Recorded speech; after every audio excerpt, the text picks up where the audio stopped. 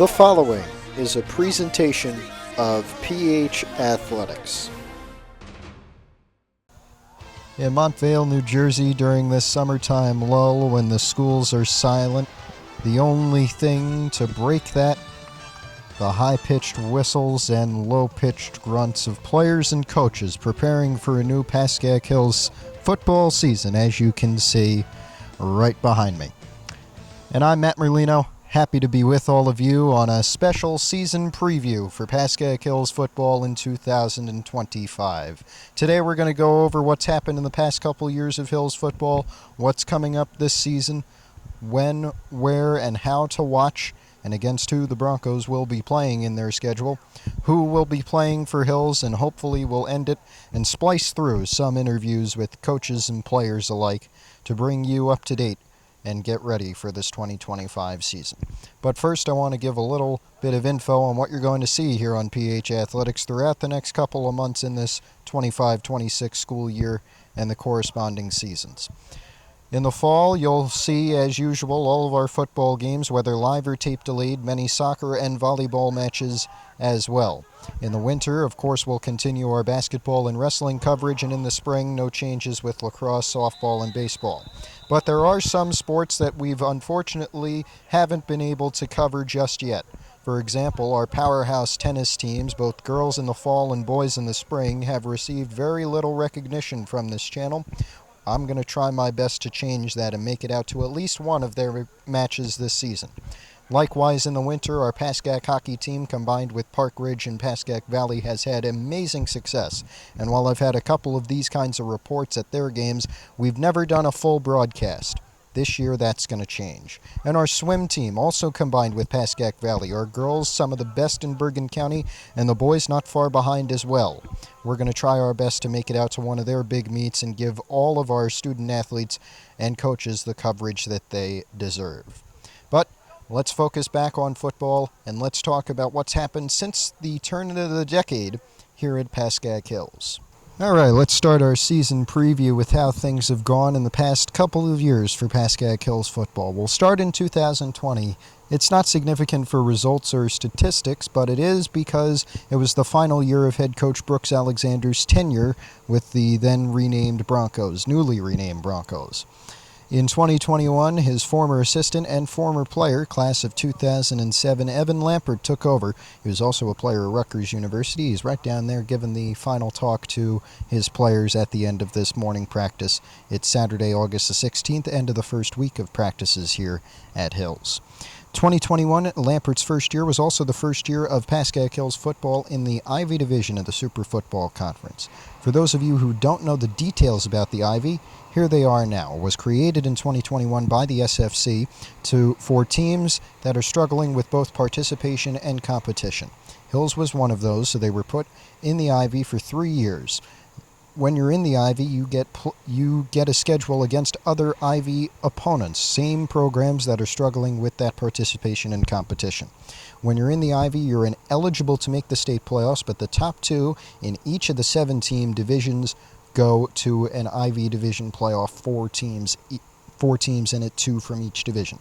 2021, Hills missed out on that. They were 4-6, but 2022, big year, 8-0 regular season, Ivy Red League title, and a top seed in the Ivy Division playoffs. They lost the semifinal, unfortunately, to Fort Lee, but then won by forfeit for third place against Cliffside Park.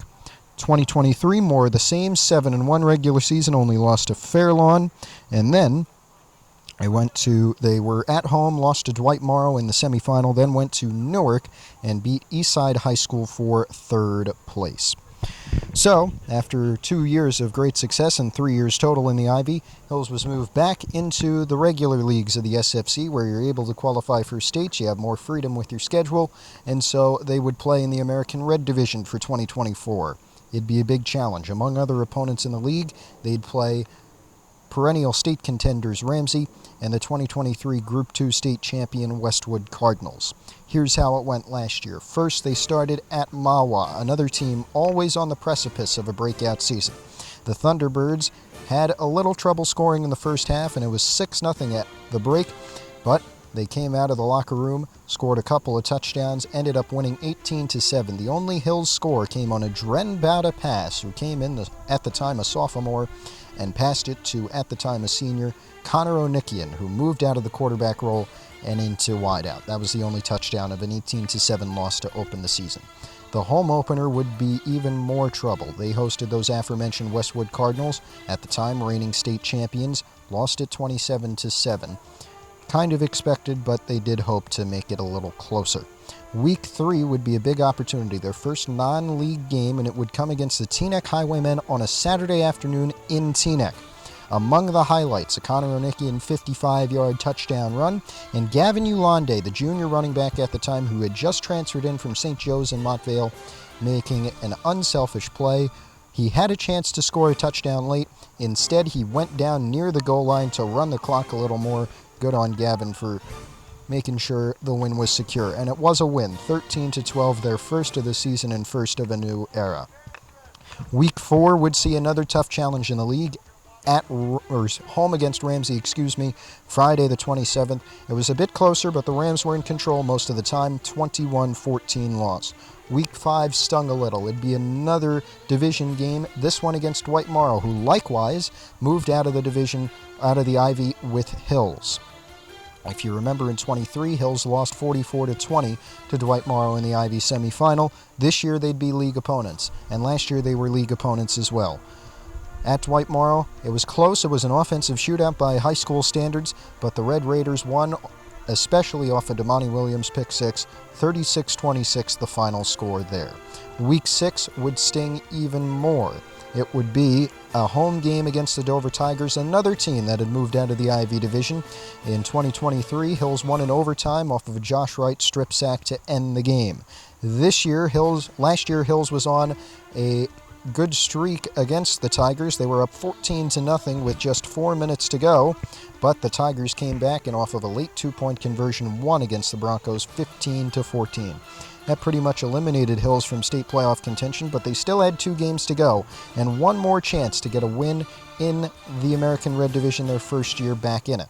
And they would play the Dumont Tigers in Week 7 with that final chance to get a league win, and they would do it. A Nathaniel Edelshane late first half field goal would seal it. No scoring in the second half. A great defensive struggle and great performance by the Hills defense would seal it. 10-7, their first win in the league. Week 8 would continue that good streak at home against Hoboken. It was a dominant win for the Broncos, 49-30. And since they did not make the playoffs, they would end up playing a Halloween night consolation game against the Bergenfield Bears. Among the highlights in that one, Connor Onikian sending himself off with a bang, a 97-yard touchdown run that you should be seeing right now. Final 30-22. And we want to take a little time to recognize that was Bergenfield head coach Rob Violante's last game on the sidelines for the Bears. He was killed in a car wreck during the offseason, and we want to send all of our thoughts here at Hills to the Bergenfield family. We wish you guys well, and we hope to see you back on the field doing as well and even better than you did last year.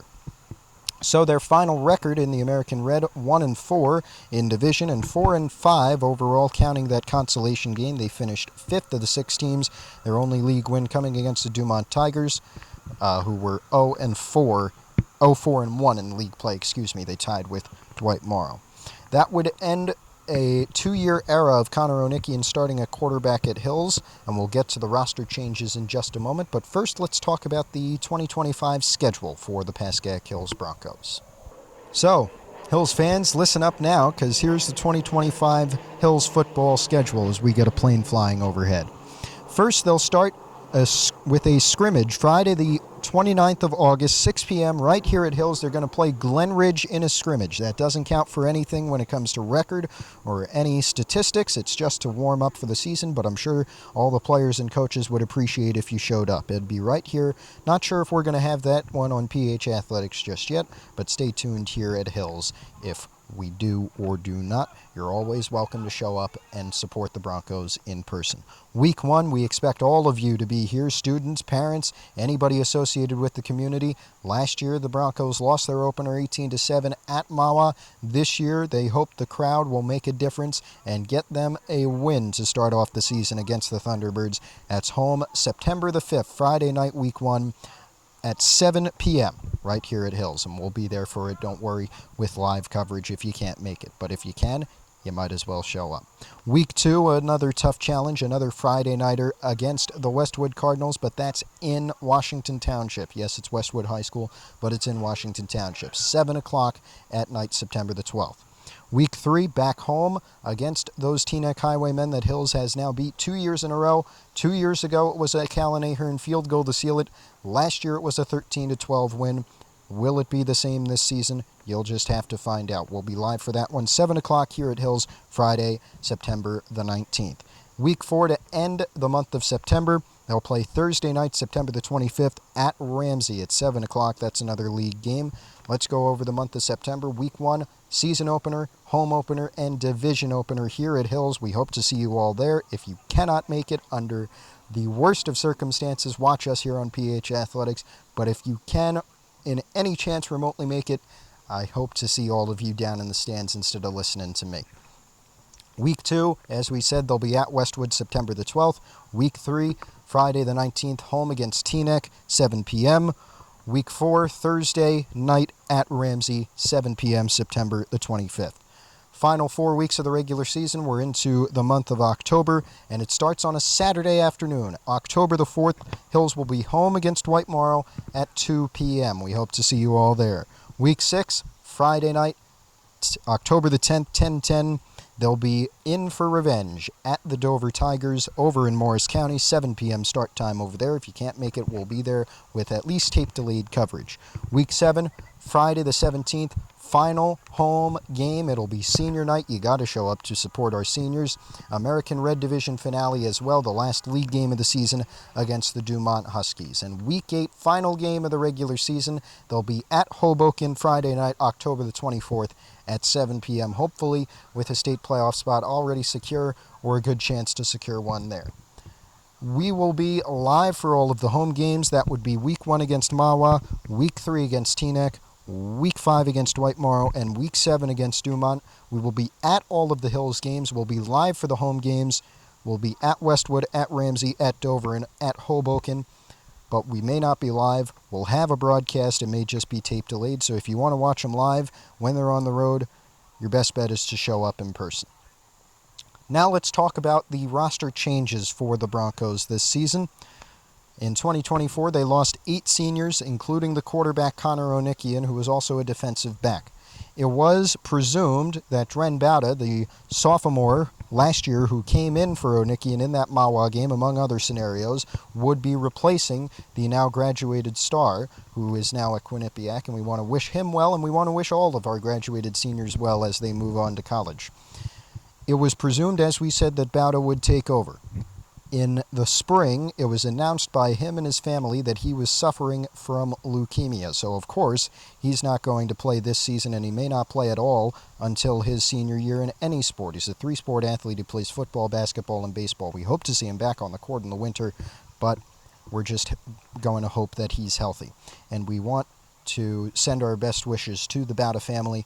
Dren, we hope to see you back in school, and we hope to see you back down on the field whenever you're ready. So, with Bauda gone and Onikian graduated, who's going to take over as signal caller? Well, Lampard had to go to the 2023 JV quarterback and a man who had moved to wide receiver and defensive back last season on varsity, Liam Kaza. If Andy Dalton is the Red Rifle of the NFL, Kaza's the Red Rifle of Pascack Hills. And we'll see how Kaza does this year. He's also the punter, and he made all-league special team honors as a punter last year. Hopefully he can do the same, but as a quarterback and a DB this season. At running back, they lost Jake Bugney, but Bugney was the second option. It will instead continue to be Gavin Yulande without injury. We pray that nobody gets injured. It'll be Gavin Yulande who will stay as the RB1, and now Carson Baffa, another senior now, member of the class of 2026, will move in to the 2-back spot. At wideout, not many changes. Last year it was mostly juniors with Rian Murphy, Cody Jones, and Jacob Cherkis, among others. Tight end, though, they lost Sam Lundgren, who was also a member of the D-line. And to me, the lines for Pascack Hills on the offensive and defensive ends are the biggest proponent of this senior class loss. You lost Josh Wright, who's now playing D2 football at East Stroudsburg. You lost Sam Lundgren, who was a tight end and a D lineman. You lost Brendan Singleton, who was also on the O-line and D-line. And you lost Dylan Funk, among others. So there's multiple linemen that have been lost. We're going to talk to Coach Lampert and some of the players about how they're going to replace those players who have been lost and what's coming up this season. Here with the head coach of Pascack Hills, Evan Lampert. I'm Matt Merlino. Coach, hard to believe that you're going into your 5th year here at Hills. How's the program changed since you've come?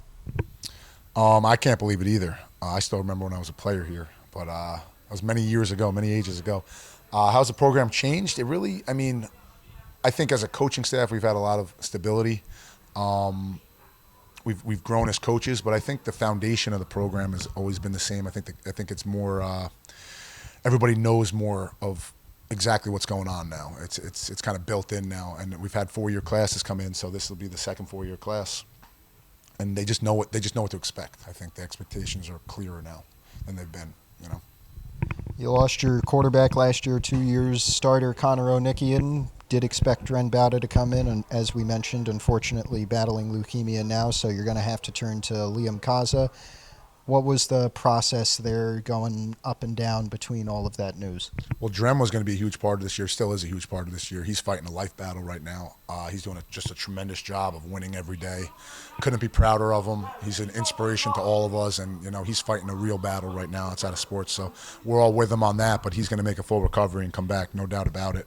But Kaz has always been that backup. Last year he's got a lot of reps, so kind of fit in, and he embraced the leadership role, and that was kind of the big thing. Was he going to embrace that quarterback? You got to be a leader as a quarterback, and he has, and super proud of him. He's getting better every day. He's asking great questions, putting a lot of time into it, so we have high expectations for him, and he's been a great leader this year. Last thing, Lamps, you're in a tough division. Got Ramsey, Westwood last year, 4-5 overall, including the consolation. What are the expectations this year?